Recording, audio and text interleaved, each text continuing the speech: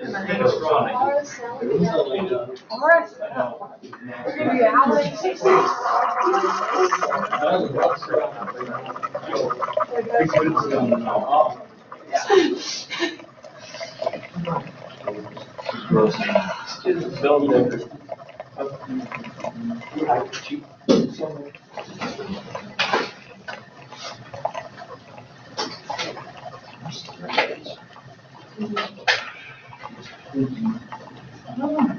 so not that one, but okay, so we were on dynamics G talking about friction.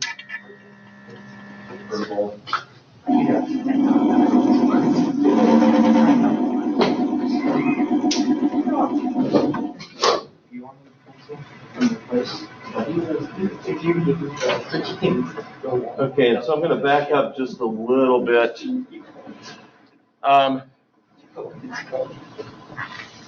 So, who can remind me what it is that causes? Who can remind me what it is that causes friction? How come none of you have your notes out? How come some of you don't have your notes out? Are we done? They said we're getting new now. Yeah. Well, but I said we were going to finish these two. Oh. I know. I think it's. Okay, so. You missed one synopsis story. Great. What? There's a guy I went to school every day with a Ziploc bag and drink it out of a straw. I assume you're all just thinking, waiting for someone else to. Oh, I totally forgot what you asked. What did you ask? I did ask, Oh. what is it that causes friction? Electrons. Okay, sort of. And you can pass those around. Okay. Sort of. Electrons in motion exert electrical forces and magnetic forces, and particles that are next to each other will therefore exert forces of attraction, right? And if I have two surfaces that are next to each other, the particles of the two surfaces will attract each other and prevent motion, right, to some degree. And we talked about the fact that as soon as I start pushing on something, if the object doesn't move because the force of friction is too great, then the force that I exert on the object is going to equal the force that the object exerts back on me, and the evidence of that is the fact that it's not doing what? The object is not accelerating, right? So we know that whatever force I'm pushing on the object with is the same as the force that the object is pushing back with me on. Even if it's something as simple as this roll of tape here, if I'm pushing on it really lightly and it's not moving, it's pushing back with a force on me as well. And we said that one of the things that was a little bit confusing about this is that that's usually the hallmark of an action-reaction force, right?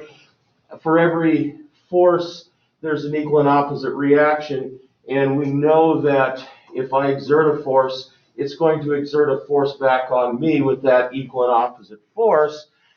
But the thing about this is that both of the forces are acting on the same object. My applied force on the table, if I'm pushing the table, is acting on the table, and the force of friction that's pushing back, or the force of friction that's not allowing the table to accelerate, is also acting on the table. So they can't be action-reaction forces.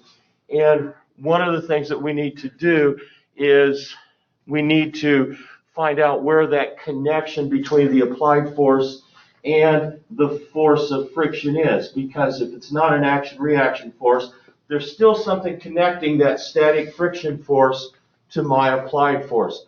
Because my graph shows that whenever I increase the applied force, bless you, the friction force increases to exactly the same degree.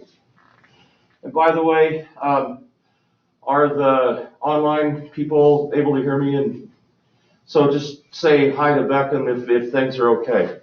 Yeah. So I know that there's this connection here because I have an applied force and the static friction force increases at the same rate. So why is there this connection if it's not an action-reaction force? So we started talking about that. They can hear you, Dr. Awesome. And we've already said that because both the applied force and static friction force act on the object, they can't be... They can't see the presentation. They can't? No, they cannot. So let's try that again. Okay, so Emily's there now.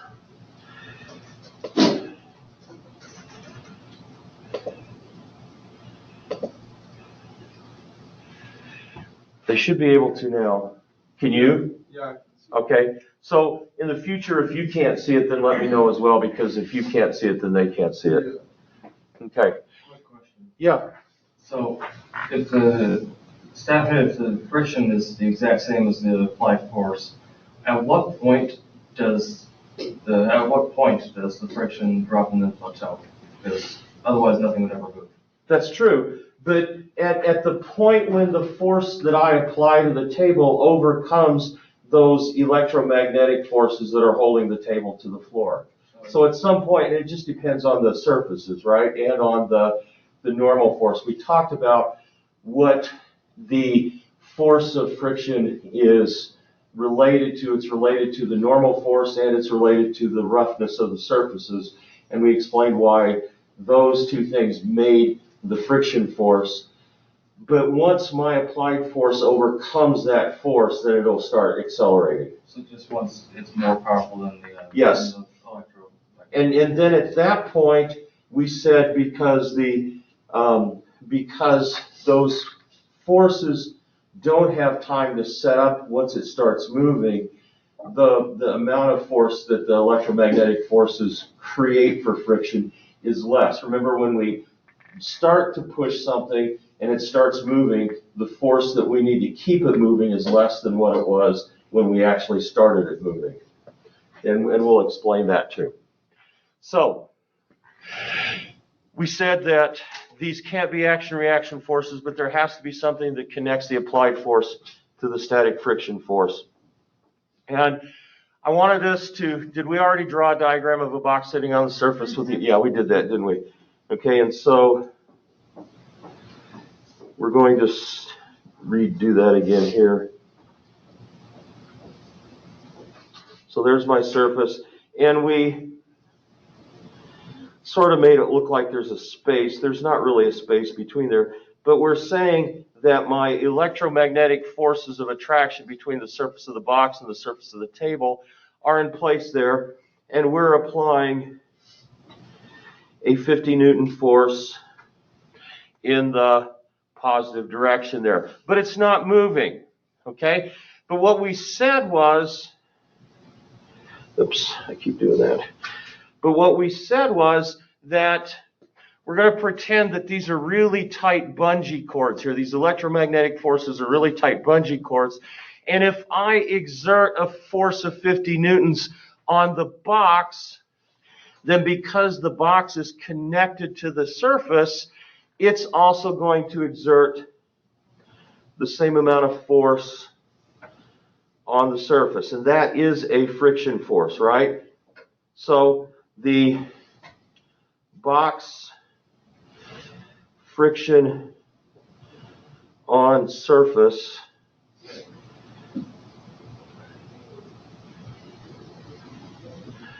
also equals 50 newtons, okay? So if I'm applying a force of 50 newtons there, because this thing isn't moving, and because it's connected by these electromagnetic forces of friction, it's also pulling on the surface with a force of 50 newtons, okay?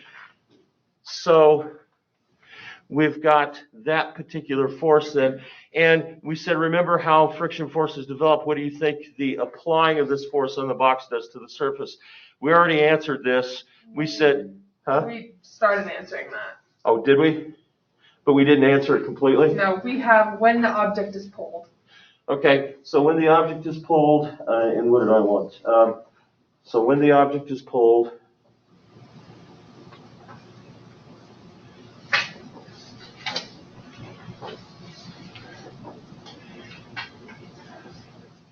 oh, it's at that point that I said I didn't have enough time to finish that. Mm-hmm. Okay. When the object is pulled, the forces of attraction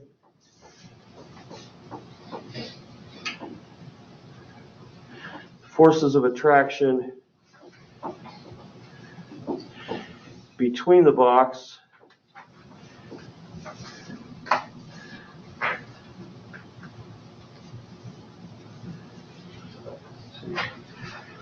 between the object, okay, between the box and the surface, between the object and the surface,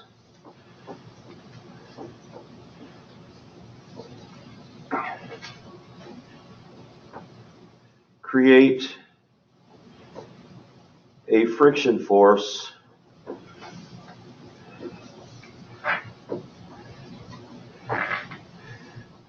on the surface in the positive direction.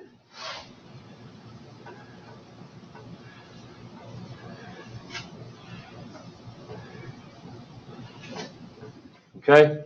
Sorry to make you write so much, but again, we're trying to get to a point where we can also write explanations of what we understand. So when the object is pulled, the forces of attraction between the object and the surface create a friction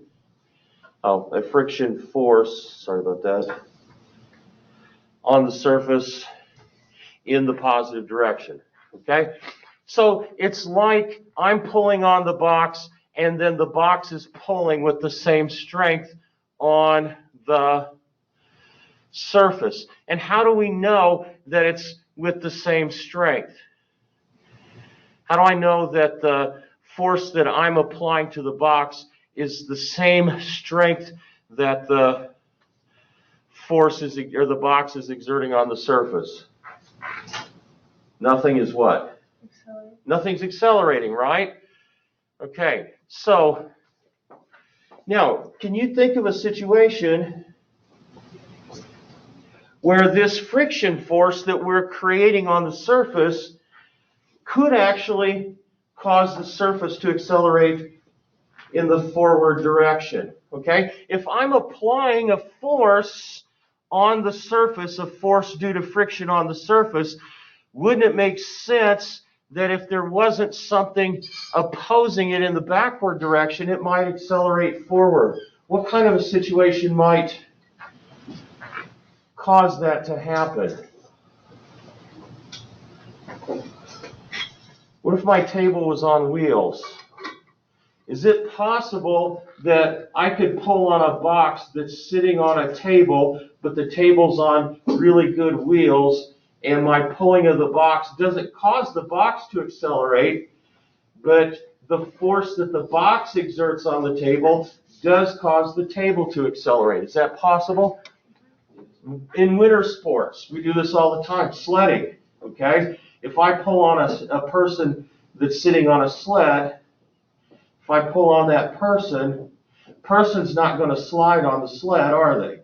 They're going to be stuck to the sled because of their friction, but that friction force that the person exerts on the sled in the positive direction is going to cause the sled to move because it's on ice, right?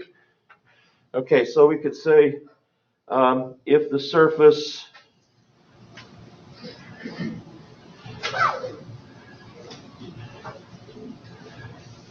is on wheels or ice,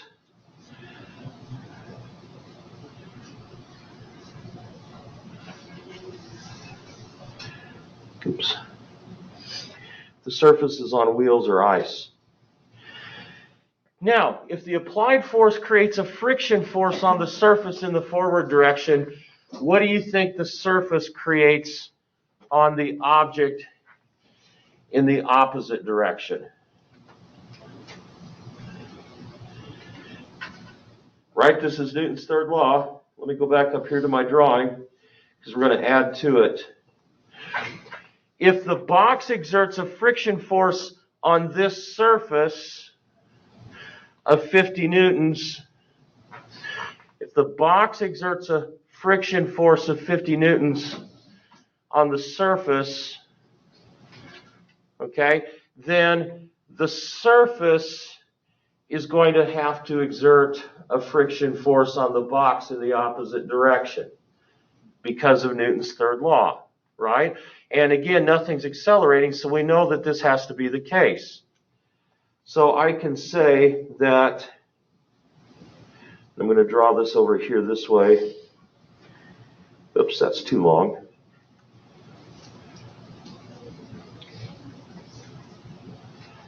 $50 newtons. Okay. Friction force of surface on the box. Okay? So this force actually is a reaction force. It's just not a reaction force to the applied force, right? Because both of these are acting on the same object. This force and this force can't be a reaction force, okay? Because they're both acting on the same object. But the way that we tie the applied force to the force of friction on the box is to say, well, the box does exert a force of friction on the surface, and that force of friction on the surface could actually cause the surface to accelerate if there's not enough of a force opposing it, right?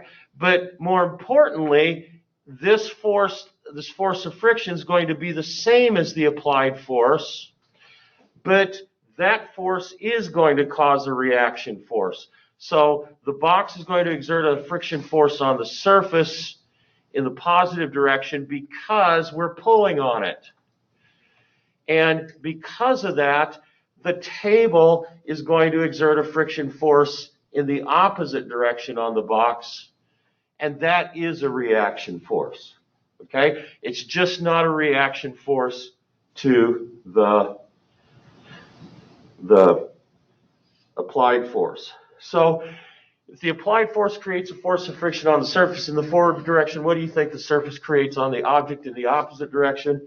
A reaction friction force.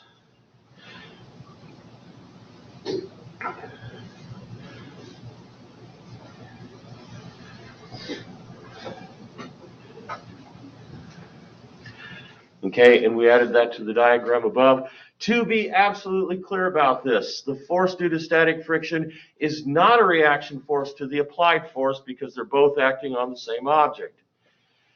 However, the applied force creates a friction force on the surface in the same direction as the applied force, and in reaction, the surface creates a friction force in the opposite direction on the object. The static friction force on the object is a reaction force, just not a reaction force to the applied force. Now, to get to Joe's question here, once we apply enough force on the object, the force of static friction is broken. Okay? We break that force of static friction. We overcome all those electromagnetic forces holding the two surfaces together. And the object begins to accelerate, and then the force of kinetic friction appears to be less than the maximum force of static friction.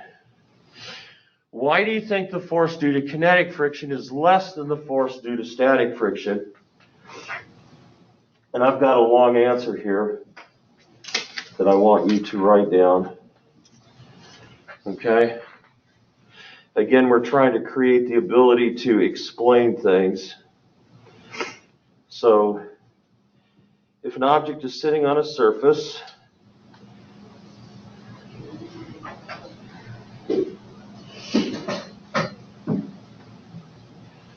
object is sitting on a surface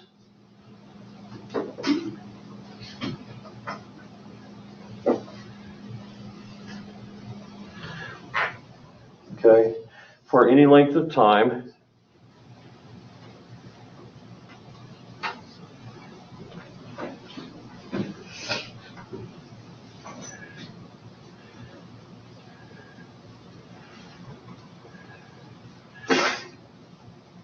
the forces of electromagnetic attraction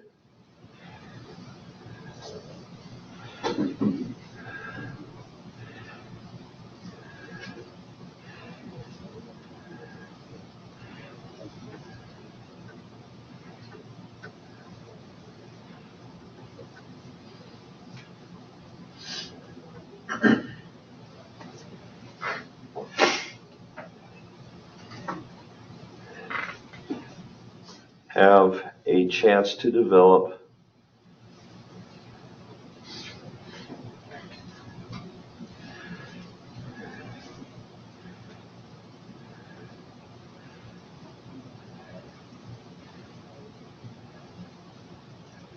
to their greatest degree.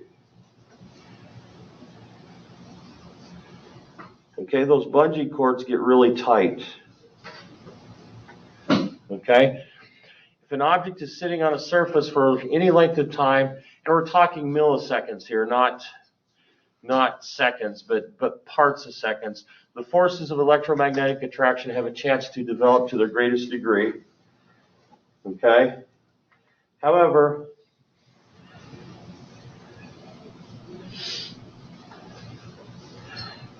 once a surface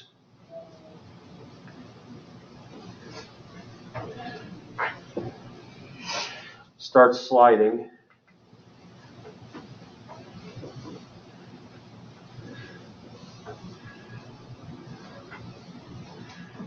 this is also called sliding friction in addition to kinetic friction. Once a surface starts sliding, these forces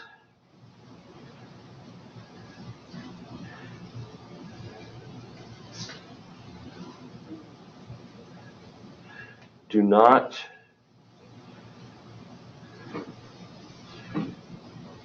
have a chance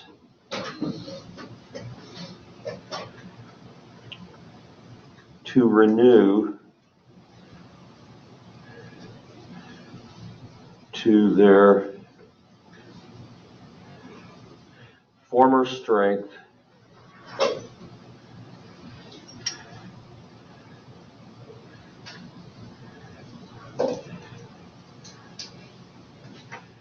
once they are broken.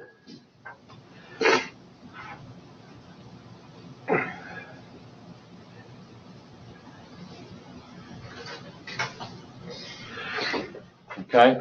Hopefully this makes sense. However, once a surface starts sliding, these forces don't have a chance to renew to their former strength once they're broken. So it seems easier to push the table once I start it than it does to start pushing it. Okay? So those bungee cords can't tighten up to their greatest degree once I start pushing it. Okay? And so it doesn't matter how great my applied force is after that, the force due to static friction or kinetic friction is going to remain relatively constant while I'm moving that object. And if the force that I'm applying is greater than the force of that friction, that kinetic friction, the object's going to accelerate. If the force that I'm applying once I start moving it equals that force of kinetic friction, then it's just going to travel at a constant velocity. Okay?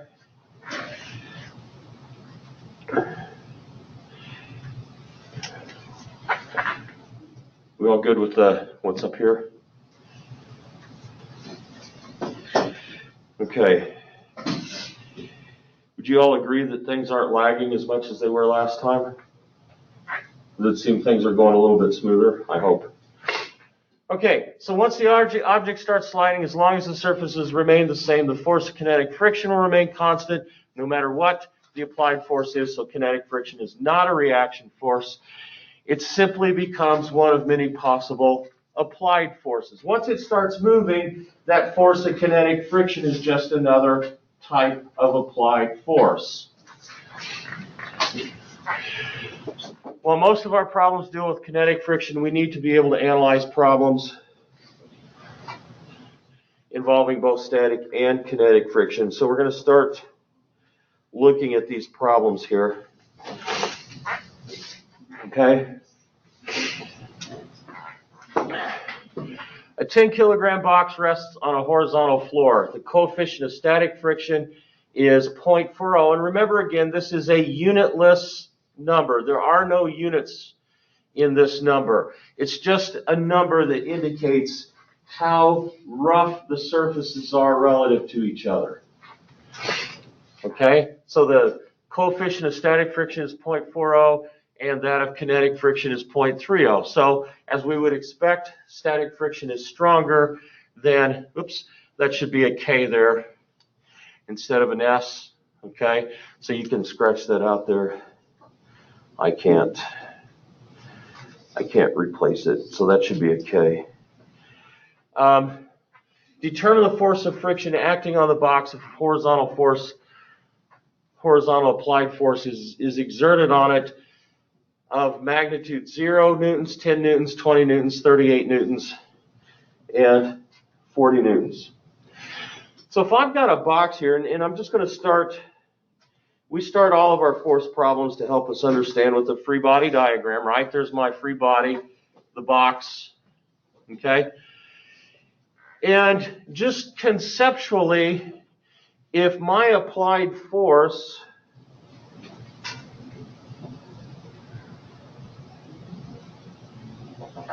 is less than the maximum force of static friction, what's going to happen?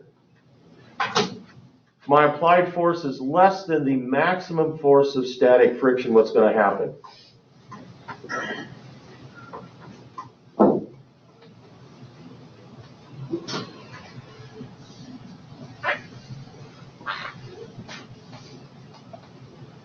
Don't make me ask again. My applied force is less than the maximum force of static friction, what's going to happen? It's not going to move. It's not going to move. Nothing's going to happen. Right? Okay? So my applied force will equal whatever the force of static friction is as long as I haven't reached that maximum. Okay? As long as I haven't reached that maximum. Okay, so I want to complete this in, and I'm going to say that my force of static friction, force, and we'll subscript that Fs, friction, static. Okay, they're going to be equal. What other two forces do I have here? Normal force. And what's the force in the downward direction? Gravity, and we're just going to say mg here. And in this case, since this is all we've got, I'm going to put that the normal force equals mg. And we're going to want to start paying more attention to the normal force because we have a formula that says the force of friction equals the coefficient of friction times the normal force. So the normal force is going to have to come into play here.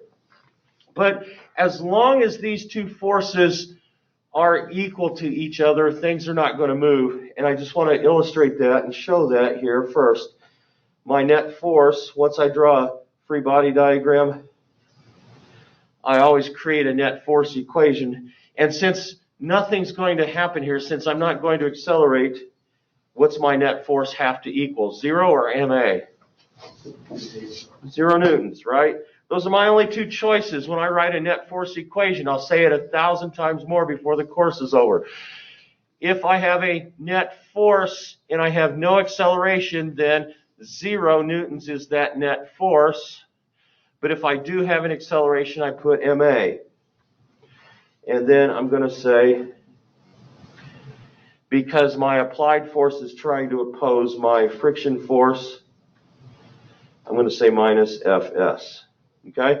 And so I'm going to prove here that my applied force and my static friction force are the same, as long as my applied force isn't greater than the maximum force of static friction. So if I'm going to figure out which one of these forces is going to cause breaking of that static friction, what value am I going to have to figure out before I can do anything else? How am I going to know if my 0 Newton force or my 10 Newton force or my 20 Newton force or my 38 Newton force or my 40 Newton force is going to be greater than the maximum force of static friction? What do I have to figure out first? I have to figure out the maximum force of static friction, right? So that's my first job here. How do I figure out the maximum force of static friction? I just have this formula that says force of friction, right? We created this formula, force of static friction. It doesn't matter if it's static or kinetic, the formula is the same. The force of static friction here is going to be the coefficient of friction. Remember, we called that mu. That's the Greek letter M there, right? It looks like a stylized U, but it's actually an M. The coefficient of friction times the normal force, okay? So all I have to do is multiply those two things together to figure out what the maximum force of static friction is. And I've been told that the coefficient of friction is 0.40. I can write better than that. And I've been told that the normal force is the same as the force due to gravity here, and that's mg, and m is, what did we say, 10 kilograms? And we know that the acceleration due to gravity is 9.8 meters per second squared. And so we know that my maximum force of static friction is going to be 39.2 newtons. Okay, you should all have calculators out helping me calculate these things. Okay? So I figured out that any force that's less than 39.2 newtons is going to not cause anything to happen. So since I've been asked to determine the force of friction acting on the box, I can say force of static friction equals force applied equals 0 newtons equals 10 newtons equals 20 newtons and equals 38 newtons. So whatever my applied force here is, until I get up to 39.2, my static friction force is going to be that force. I've shown that, right? So I had to show that if I'm not moving, if I have no net force, if I'm not accelerating, then my static friction force has to equal my applied force. And I know that I'm not going to accelerate until I break that maximum force. So I proved that these have to be the same.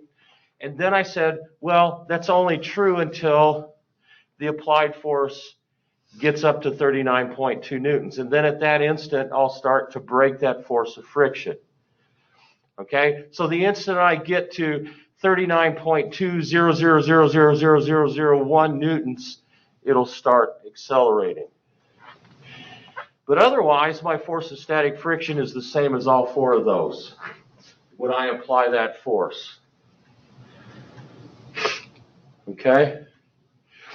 Now, what's going to be the force of friction after that point? So now I need a different free body diagram because I've got a different set of circumstances. I know that my applied force is now going to be greater than my force of friction, right?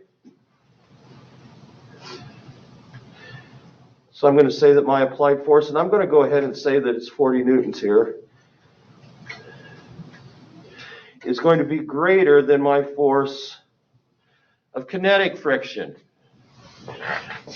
I still have a normal force in the upward direction, and it's still going to be equal to whatever mg is. And mg is going to be the force due to gravity in the downward direction. But now I've got to figure out what the force of kinetic friction is going to be. And actually, I don't really have to go through this whole analysis because I've already got a formula that tells me that, right? The force of friction equals the coefficient of friction times the normal force. I don't even need to do this unless I want to do something with that information. But we are going to do something with that information that I didn't ask for up here. Just hang on a second. But let's figure out what that force of kinetic friction is first.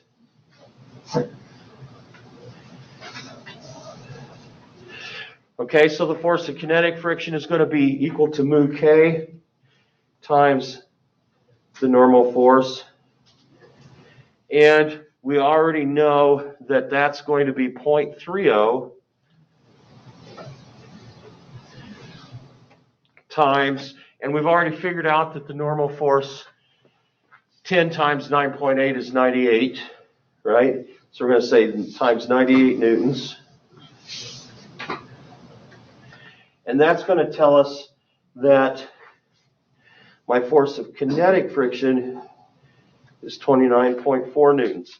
So that's less than 39.2, right? Once I start moving, it's easier because the force of kinetic friction decreases compared to the force of static friction. Now, what if I wanted to figure out how much the box is going to accelerate? Let's say that we want to figure that out too. So I'm going to complete this analysis here, right? I always write out a net force equation. And in this case, since I've got an acceleration, my only choice here is ma, right? It's not 0 newtons. I have to write down ma. That's my strategy. And I know that that's still going to be equal to the sum of forces, which is Fa minus the force due to kinetic friction. And that's going to equal the applied force of 40 newtons minus 29.4 newtons. Oh, and if I want acceleration, I'm going to need to divide all of that by m, right? So let's put a little m there. Divided by 10 kilograms. So acceleration equals this divided by m. Okay, so let's cancel that out over there. And I think I figured that out too. No, I guess I didn't. So 40 minus 29.4 is 10.6 divided by 10 would be 1.06 meters per second squared.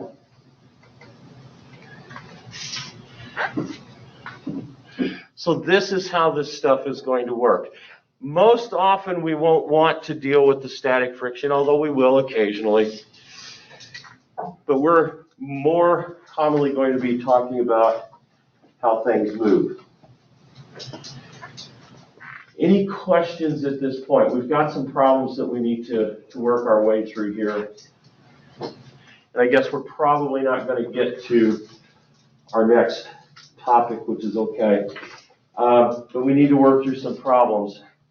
And I will do a couple of these, and then I'll ask you to do some of them on your own. Or think about them at least for a few minutes. Okay? Actually, I'm going to let you think about this one on your own by yourself for a minute. 10 kilogram box is sitting on a horizontal surface and is pulled by a 5 Newton force. A 3 Newton friction force retards the motion. What is the acceleration of the object? What is the acceleration of the object? It's exactly like the last problem that we just did, right? I need a free body diagram that shows the forces, and then I need a net force equation that equals ma, And then I need a sum of forces that says applied force minus friction force. And then you're going to divide that by m, and that will give you the acceleration. So see if you can start the process on your own. I'll let you struggle with this for 4 minutes. And online people, I want you to continue to stay on here too. See if you can't figure this out as well.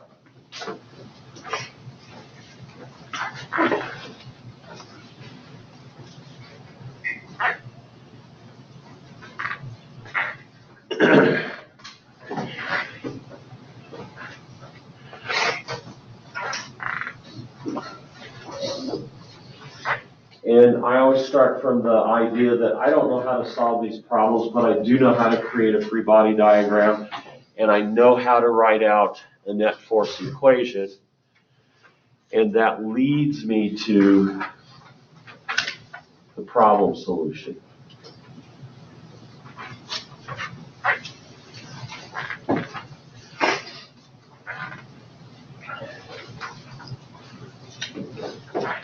So this would be solved exactly the same way as we figured out what this acceleration was here.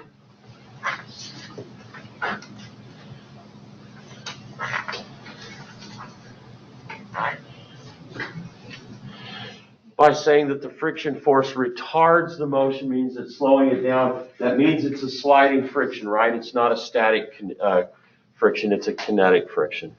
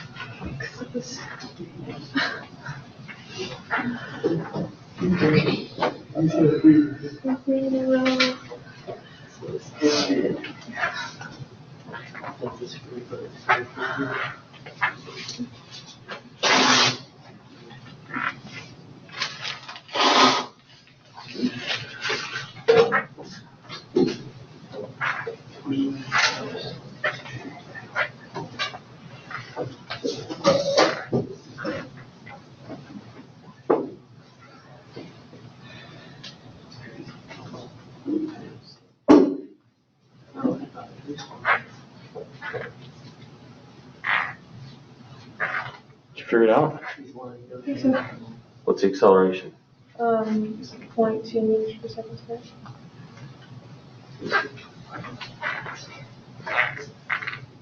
Did you guys get it back there? 0.2? Yeah. Jack, you working on it, or? I don't know what to do after surgery. Okay. I tried it, Okay, Beckham, what did you do? I think I got the formula, but besides that, I don't really know where to go. Okay, let's make sure that we've got this right. I don't know how to solve this problem, but I do know how to create a free body diagram. I start, and if you just put a dot on the thing, I'll give you a half a point for that. Okay, but I know that I've always got a force due to gravity. I know that I've got a normal force. And since I'm not accelerating in the up or down direction, the normal force has to equal the force due to gravity. I've been told that I have a 5 Newton applied force. Fa equals 5.0 newtons. Okay? Now, it doesn't say that it's an applied force, does it? It just says it's pulled by a force of 5 newtons. You have to make the connection that this is the applied force, right? A force of 5 newtons is applied to the object. Okay? And then we've got a 3 newton force of friction, and we're going to call it Fk because it's kinetic friction, and that's a force of 3.0 newtons. Okay? I don't know how to solve this problem, but I know how to do this, right? There shouldn't be any difficulty in getting to that point. And then my strategy is always, once I create a free body diagram, I know that these two forces are the forces that are going to cause the motion, right, or be responsible for that. And I know that they're not equal, so I know that my net force has to equal MA, okay? There's no decision making involved here. You don't have to try and create something here or decide anything. You know that since this is not balanced, whatever that net force is, it has to equal mass times acceleration. And that's your only choice here. Your only other choice would be 0, but that would be in the circumstance when these two are balanced.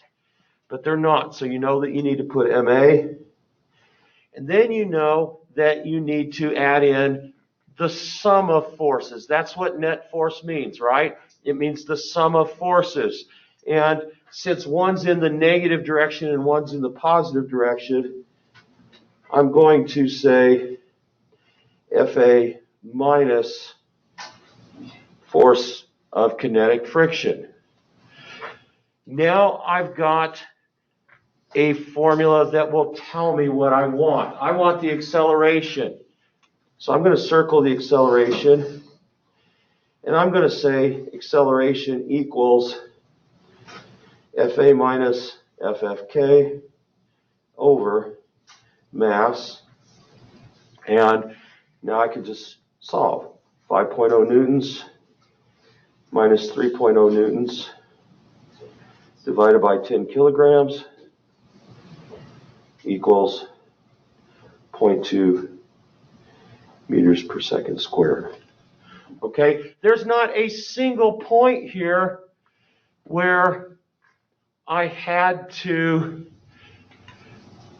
do anything really creative. I just followed my strategy. That's all I did. That's a K there for kilograms. Okay, it's like everything else we do here, right? Life is just a strategy.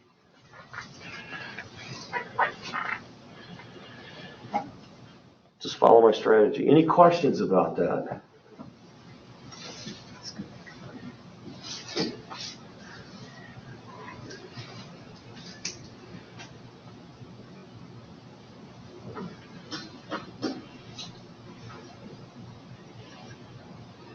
Okay.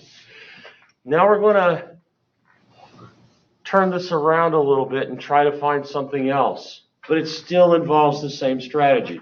Horizontal force of 5 newtons accelerates a 4 kilogram mass from rest at a rate of 0.50 meters per second squared in the positive direction. What friction force acts on the mass? Try it.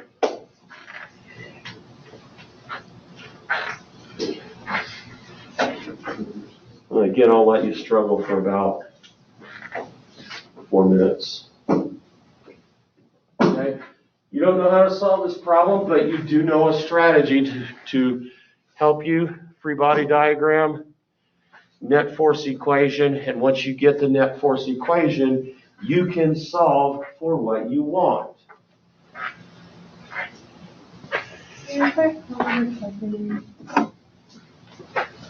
Or do you have an iPhone? Or something? I'm so sad.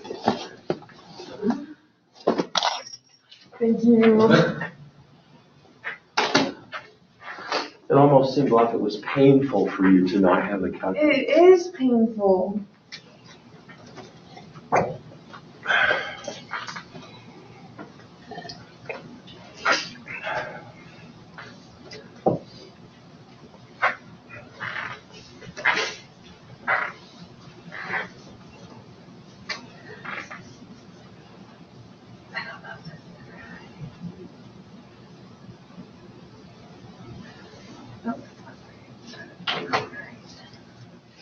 The only thing you're going to do differently in this one is solve for something different.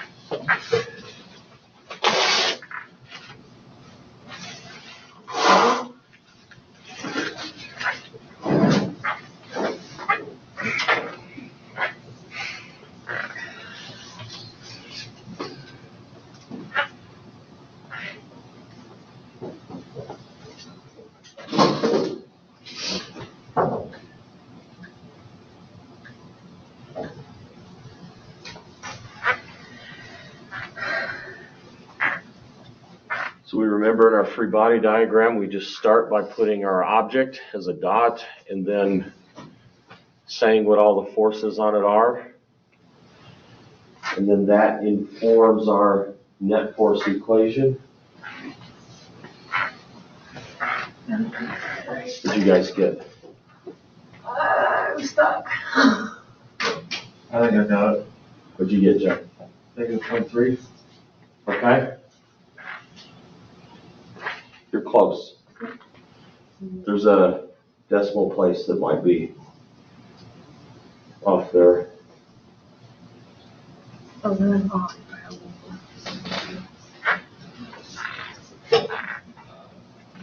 Katie and Will, did you get it? No? Porter? No. Okay, this problem is exactly the same as the last problem. Let me show you why. Okay, hopefully, based on the last problem, you at least got a dot there. And you got that this was mg. And that you got the normal force, the upward force on the object was also mg. And that you got a horizontal force of 5 newtons. That's my applied force, right? Accelerates a 4 kilogram mass from rest at a rate of 0.5 meters per second squared in the positive direction. Okay, so what friction force acts on the mass? We're assuming that since this force is causing an acceleration, that this force has to be greater than that friction force. But in this case, instead of wanting to find the acceleration, we just want to find what that force is, right? Okay? So far, this is exactly the same as that last problem. I write out my net force equation. Okay? There's an acceleration, so I don't have any choice. It's ma. And then ma equals the sum of forces that are involved. And the only two forces that are involved are in the horizontal direction. I've got an applied force in the positive direction and a force of friction in the negative direction. So, would you agree that this is exactly the same as what we did in the last problem? It's the same strategy, except now I don't want the acceleration. I want the force of friction. So I'm going to put a circle around it because that's what I want, and then I'm going to get it by itself. So I know that ma equals fa minus ffk. I'm going to put ffk on the other side of the formula. I'm going to add it to both sides of the equation, and I'm going to subtract ma from fa. Okay, and my applied force is 5.0 newtons. My mass is 10.0 kilograms. My acceleration is 0.5. Isn't it 4.0 kilograms? Sorry, you're right. 4.0 kilograms. My acceleration is 0.5 meters per second squared. So 4 times 0.5 is 2. 5 minus 2 gives me 3.0 newtons. Okay, is this problem ultimately any different than the previous problem? You're just solving for a different thing. And that's the point of the net force equation. Once you get this, you just look at it and say, which one of these things do I want? And it leads you to do the right thing. I don't have to know how to solve this problem. I don't have to be able to peer into the future and see what it's going to be before I know how to do it. I just follow my strategy. Okay?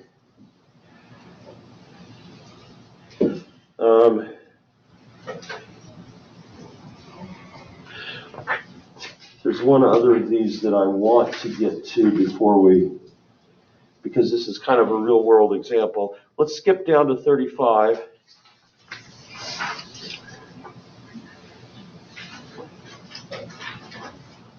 Okay? And this is a real world thing. This is how the cops do it.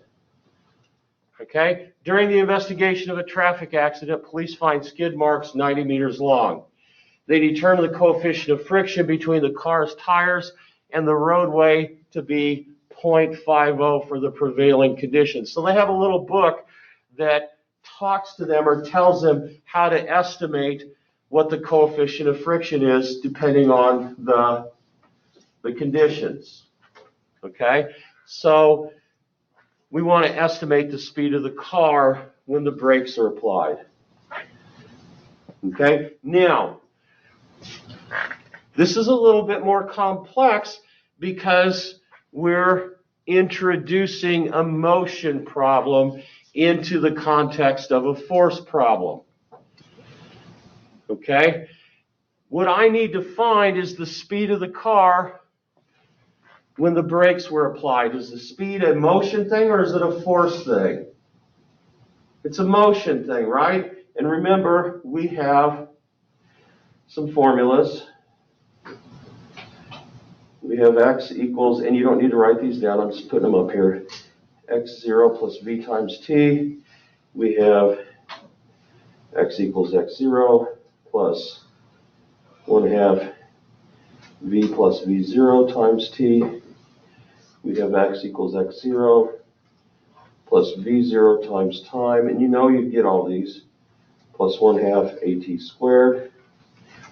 We have v equals v0 plus at, and we have v squared equals v0 plus, or v0 squared plus 2a times x minus x0. Okay? Now, ultimately, I want to find the velocity. And my list of questions starts with, do I have time or do I need time? Do I have time in this situation? I'm not given any time, am I? Do I need time? So the only way I'm going to be able to figure out what the velocity is if I use this equation. So I'm going to write that equation down. V squared equals v0 squared plus 2a times x minus x0. And if you need to, go through the process of saying x0 equals, x equals, v0 equals, v equals, a equals. Okay? But I know that my final velocity is going to be 0, right? I know my initial position is also going to be 0. So if I want to find out what my speed was when I started, I'm going to subtract 2 times a times x from v0 squared and take the square root of that, right? I'm going to say v0 squared equals negative 2ax, and then I'm going to say v0, which is my initial velocity, equals the square root of negative 2ax. And don't worry about the negative sign because the acceleration is going to be negative as well. Now I get to this point and say, well, this will give me my answer because I want to estimate the speed, but what do I not know?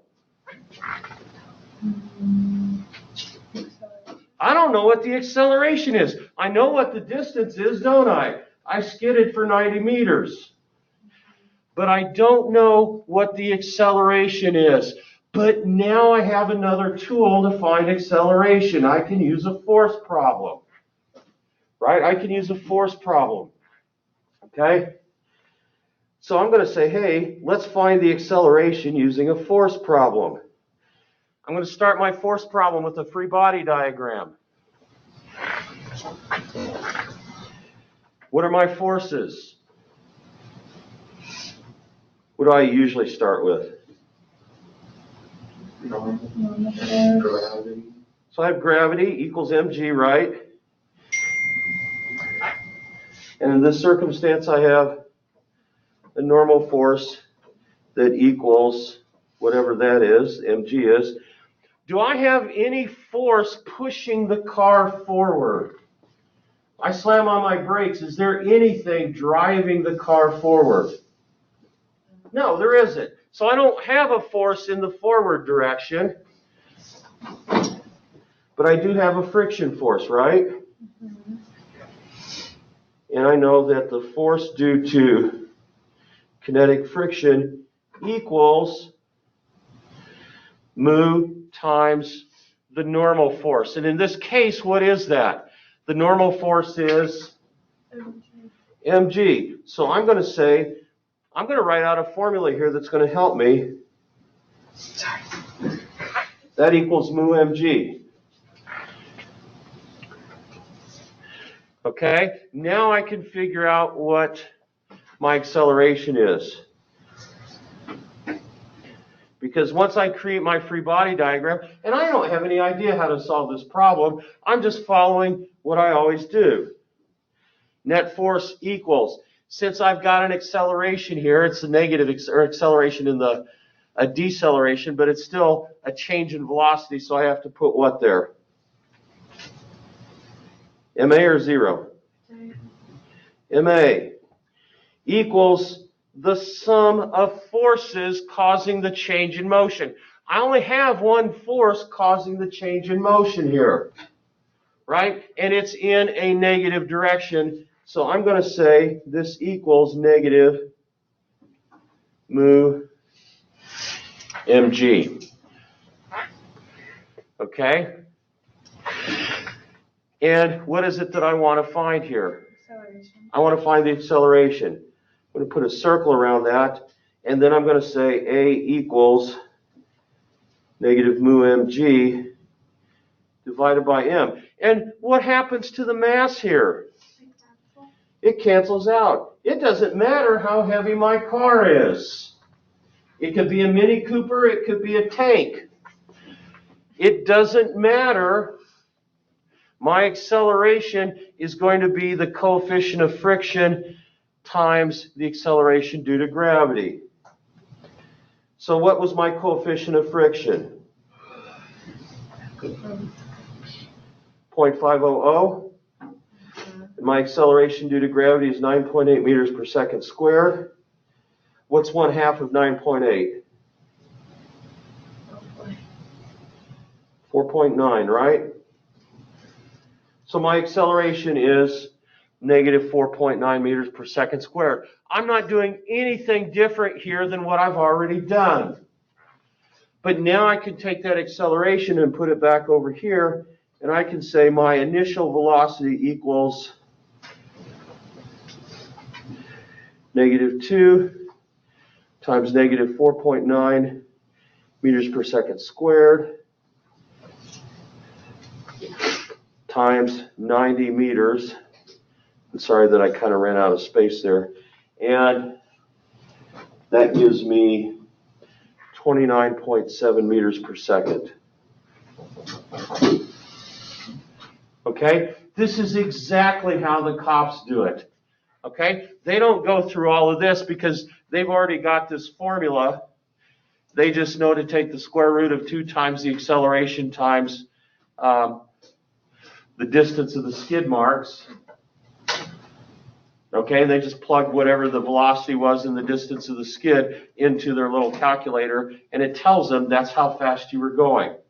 Now, if I multiply that times 3.6, that'll tell me how many kilometers per hour I was going. I was going 106 kilometers per hour. And if I multiply that times 0.62, that gives me the meters or miles per hour. So this car was going 66 miles per hour when it started to skid. Okay? And if it was in a 30 mile per hour zone, this driver's toast, right? Yeah. Okay? So, a word to the wise. They can figure this stuff out based on the skid marks. They can tell how fast you were going. Okay? We'll practice this a little bit more next time, and then we'll start working on a couple of new problems. Is this starting to make some sense? Okay? And those of you that had a less than optimal experience with me online last quarter because I didn't teach you enough, if you're really struggling with this, please come and see me and I'll help you get back caught up to speed. Okay? Online people, you okay? I shut off my computer. Oh. Hang on, online people. Let me stop sharing. And The first room that stuff in today, or just like, actually, you know what? No, let's turn it in next time. Thank you for putting it away. Online people, you okay? Because I want to stop now. Is this making any sense at all? Gotta go over to the chat. Oh. Thank you. I knew that.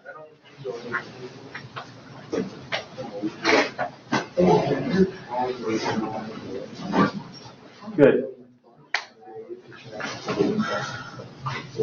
Okay, guys, so I'm going to go ahead and shut off the meeting then. And again, guys, online, let me know what I can do to improve your experience here. But I think this is definitely better than last semester. Take care. They were the only time we lost it at classes.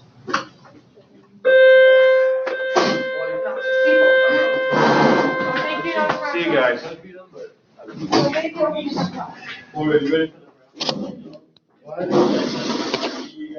They're not gonna